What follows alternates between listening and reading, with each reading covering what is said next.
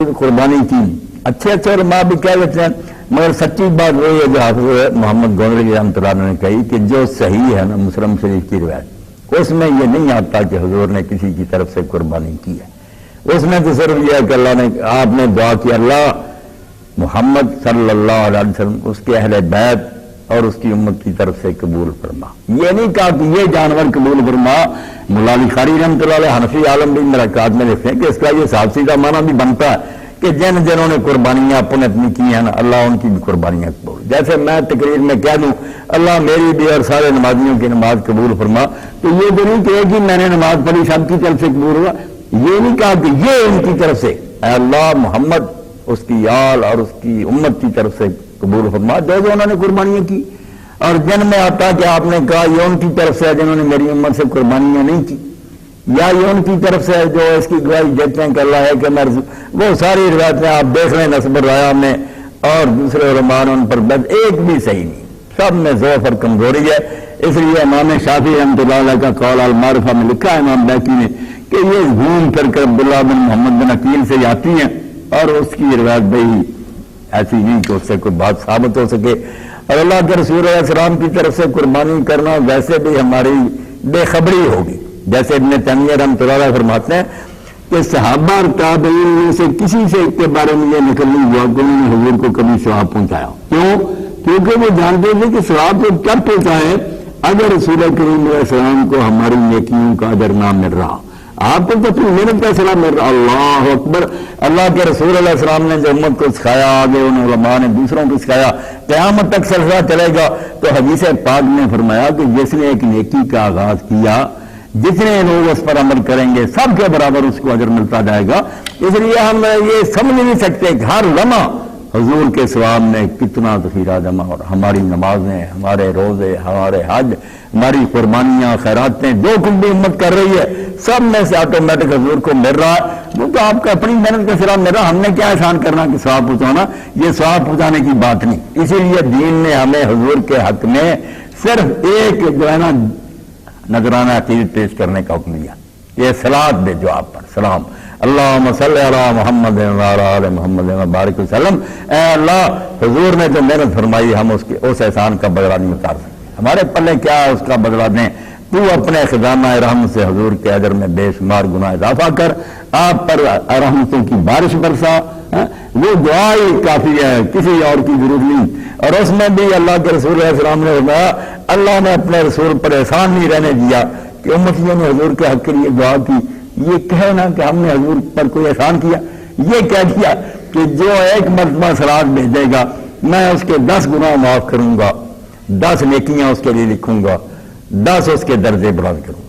اللہ نے آج حضور کی طرف سے خود اپنے ذمہ لے لیا کہ میں یار اپنے حبیب کی طرف سے آپ کا حساب پاک کر دوں گا.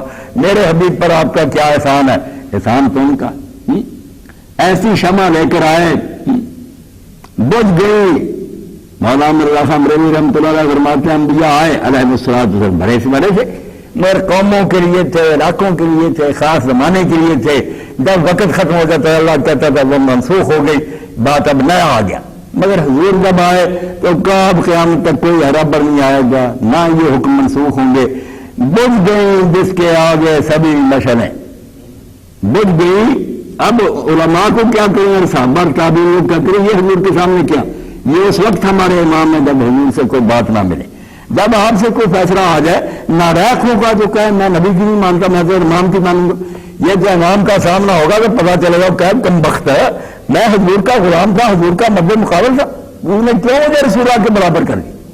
تو نبیوں کے بارے میں کہہ رہے ہیں علیہ السلام اعلیٰ حضرت بجھ گئی جس کے آگے سبھی مشعلیں، شمع لے کے وہ آیا ہمارا نبی. خلق سے اولیاء، اولیاء سے رسول، اور رسولوں میں اعلیٰ ہمارا نبی.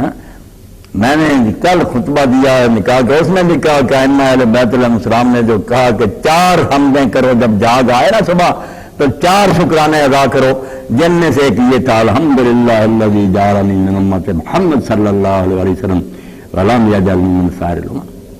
شکر ہے اس اللہ کا جس نے مجھے محمد مصطفیٰ صلی اللہ علیہ وسلم کی امت میں پیدا کیا، دوسری امتوں میں پیدا نہیں کیا. یہ خیر امت. اس لیے انعامات کی قدر کریں اور یہ لوگ جو کوشش کر رہے ہیں نا، وہ فاقہ کس جو موت سے ڈرتا نہیں ذرا، روح ہے محمد اس کے بدن سے نکال دو، جاگ اٹھو، پوری دنیا اور خود اپنے بھی شامل ساتھ کوشش کر رہے ہیں کہ مسلمانوں کے دلوں سے رسول اللہ کا قدر احترام چھین لیا جائے اور انہیں کہا جائے کہ نہیں یہ زمانہ ترقی کر گیا، اب یہ چیزیں پرانی ہو گئی، لعنت بھیجو ان پر، اللہ کے رسول کا دین پرانا نہیں ہو سکتا، یہ قیامت تک کے لیے تابع روشن اور درخشندہ ہے، اس کے علاوہ جو ہدایت ڈھونڈتا ہے وہ گمراہ ہو کر مرے گا۔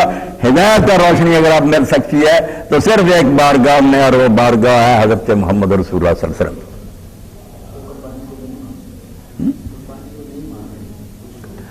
ہاں کچھ نامراد جو ہے نا دھوکہ دینے کے لیے کہ نہیں اتنے جانور قربان ہوتے ہیں، گوشت ضائع ہوتا ہے، فلاں ہوتا ہے، اس لیے یہ فنڈ ہونے چاہیے، پیسے جمع ہونے چاہیے، اس سے کوئی اسکیمیں جاری کرے گی، اور عیاشیاں ہوتی ہیں، بدماشیاں ہوتی ہیں، کروڑوں اربوں برباد ہوتا ہے، ان کے پیٹ میں کوئی درد نہیں ہوتا۔ یہ امت کے خیر خواہ نہیں، نہ انہیں کوئی اصلاحی اسکیموں سے دلچسپی ہے، صرف ایسا ایک جال بچھا کر نا، دام ہم رنگے زمین جس کو فارسی میں کہتے ہیں کہ جال کا رنگ زمین جیسا ہو تاکہ پرندہ پہچان نہ سکے، یہ ایسا جال بچھاتے ہیں کہ ایسی چکنی چپڑی باتیں کر کے لوگوں کو دین سے ہٹا دیں۔ نہیں، قربانی شاعر اسلام میں سے ہے، ہر مسلمان گھر میں یہ ہونی چاہیے۔ ہاں جیسے مسئلہ کبھی وہ نہ بھی کہے کوئی بات نہیں، مگر اس کو سرے سے ختم کرنے کی کوشش کرنا کہ جاہلیت کی رسم یوں ہے غلط، بدین لوگوں کا اللہ کے رسول اللہ علیہ السلام سے لے کر مسلسل متواتر جیسے یہ بات آ رہی ہے کہ عرب میں ایک شخص ہوا اللہ کا نبی محمد صلی اللہ علیہ وسلم، اسی طرح آ رہی ہے کہ اللہ کا رسول اور آپ کے ساتھی ہر سال یہ کرتے رہیں، اس لیے کوئی نہ ایسا کہے کہ یہ قربانی کوئی چیز نہیں ہے، فضول بات ہے، غلط۔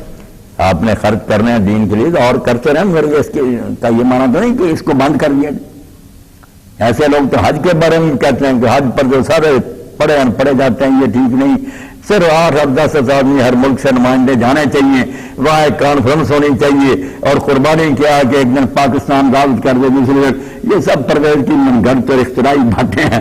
اللہ کا بندہ کوشش کرتا ہے کہ خانہ کعبہ ویران ہو جائے، اللہ کے گھر میں جو لاکھوں پروانے جمع ہوتے ہیں، دیواروں کے ساتھ چمٹے ہوئے ہیں، رو رہے ہیں، دعائیں کر رہے ہیں، اپنا زنگ دور کر رہے ہیں، اس کو ختم کرنے کے لیے کانفرنسیں بناتے پھرتے، اللہ ان ظالموں سے نپٹے، دین کو برباد کرنے والوں کو اللہ ناکام کرے۔ میں نے جو ذکر کیا تھا نا کہ اہل بیت علیہ السلام نے 4 حمدوں کا کہا کہ جب آنکھ کھلے تو پڑھے، تو ساتھیوں نے کہا وہ ریکارڈ ہو جانی چاہیے، قاری صاحب بھی لکھ رہے ہیں، تو بہت اچھی بات ہے، انشاءاللہ جمعہ میں لوگوں کو دی جانی چاہیے یہ۔ الحمدللہ الذی احیانی، الحمدللہ الذی احیانی بعد ما ماتنی وإلیہ النشور، الحمدللہ الذی جعلنی من امت محمد صلی اللہ علیہ وآلہ وسلم ولم یجعلنی فی سائر الامم۔